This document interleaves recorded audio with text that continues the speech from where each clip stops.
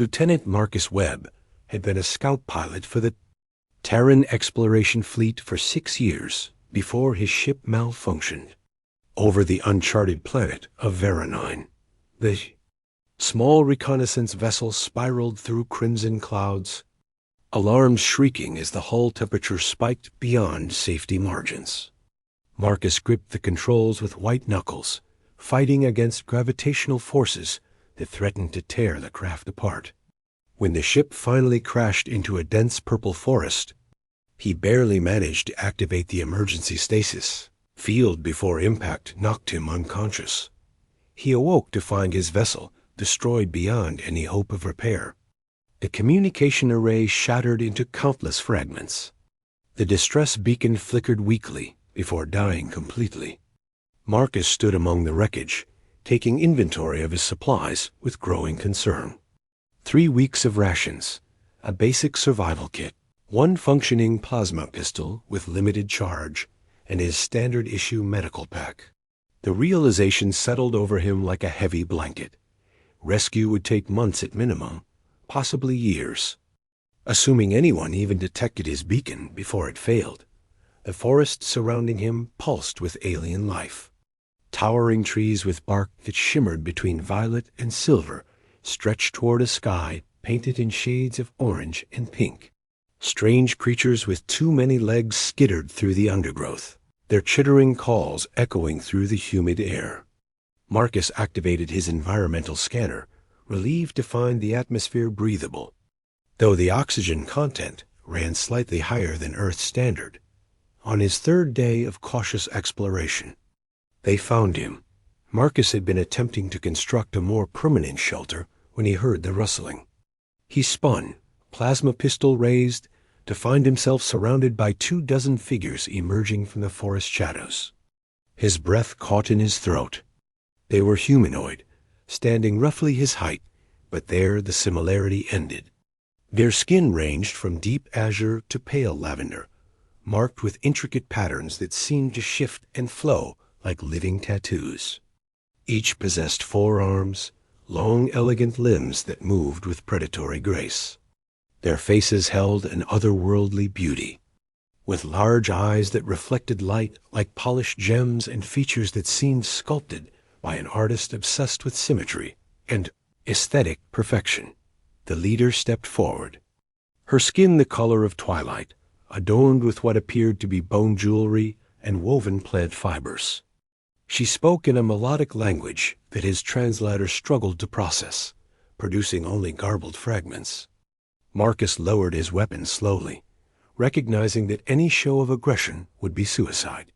He raised his empty hands in what he hoped was a universal gesture of peace. What followed was a tense negotiation conducted entirely through gestures and expressions. The tribe, which he would later learn called themselves the Vexa, seemed curious about him rather than hostile. After nearly an hour of careful pantomiming, the leader, whose name sounded like Lyra when he tried to pronounce it, gestured for him to follow. Marcus glanced back at his destroyed ship one final time before making the decision that would define the next 2 years of his life. The Vexa village existed in harmony with the forest, structures woven from living trees that had been shaped and guided into dwelling spaces. Platforms connected by rope bridges created a 3-dimensional community that extended from forest floor to canopy. Marcus was given a small dwelling on the outer edge of the village, clearly a space designed for someone who did not yet belong, but was not quite a prisoner either. The first months proved brutally challenging.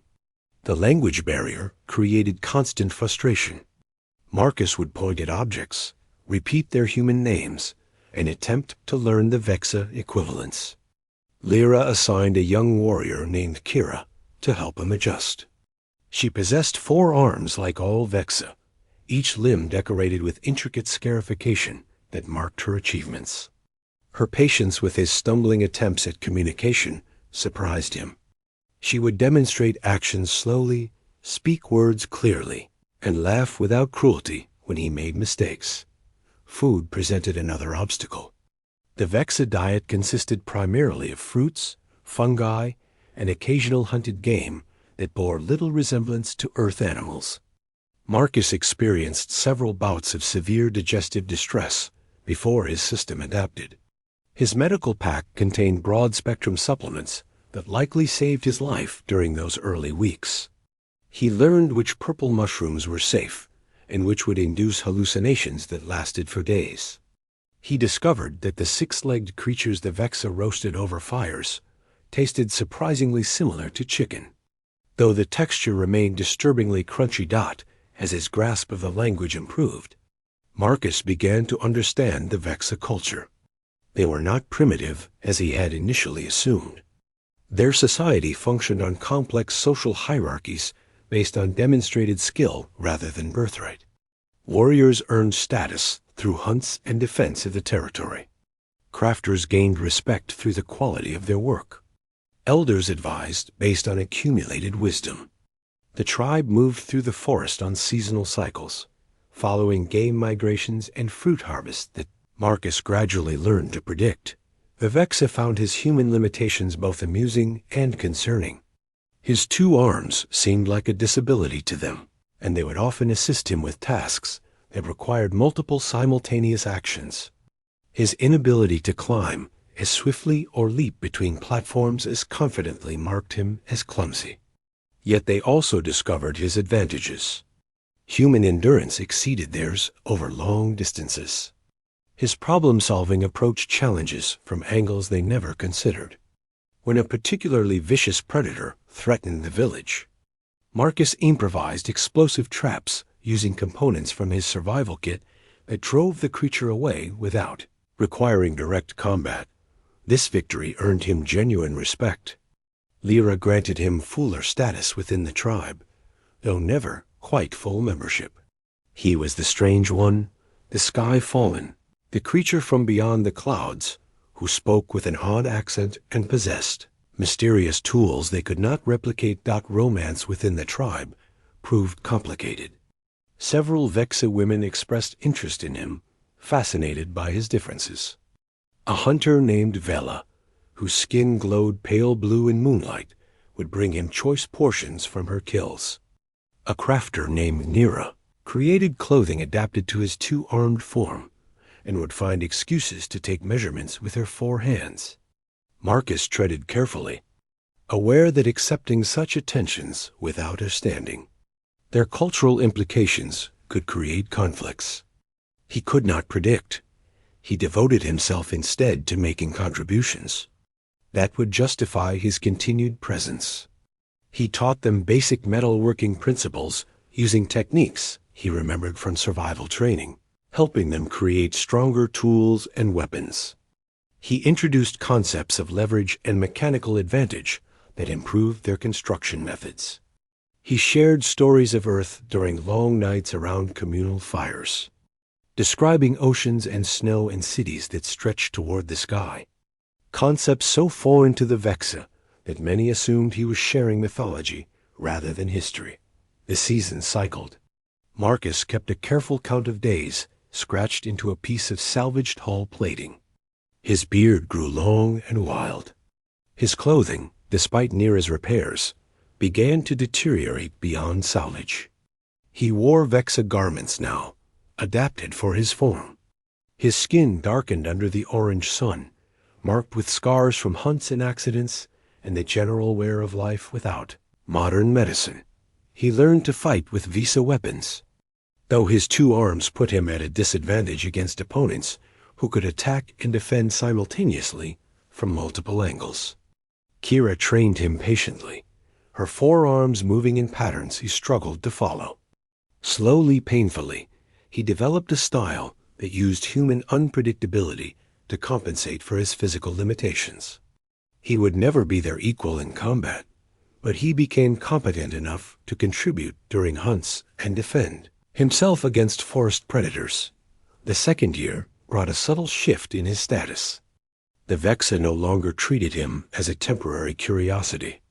He was simply Marcus, the strange two-armed one who had fallen from the sky and chosen to remain.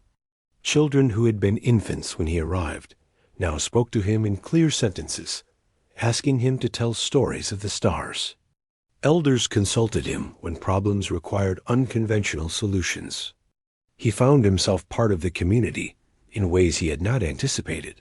Yet every night, he would look up at the orange and pink sky, searching for any sign of rescue.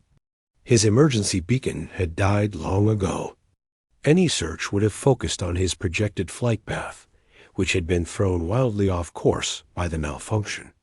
The chances of accidental discovery approached zero. He faced a reality he had been avoiding. This might be permanent. The thought terrified and strangely comforted him in equal measure. In the 23rd month, during a routine hunt, everything changed. Marcus had been tracking a herd animal with Kira and Vila when he heard it, a sound so out of place that he froze mid-step. The distant rumble of engines, the unmistakable signature of Terran spacecraft propulsion. He abandoned the hunt immediately, sprinting toward his original crash site with the Vexa calling after him in confusion. He burst into the clearing to find a Terran rescue ship landing, its sensors having detected trace signatures from his destroyed vessel during a routine survey mission. The boarding ramp descended. 2 crew members in standard fleet uniforms emerged, scanning the area with weapons ready.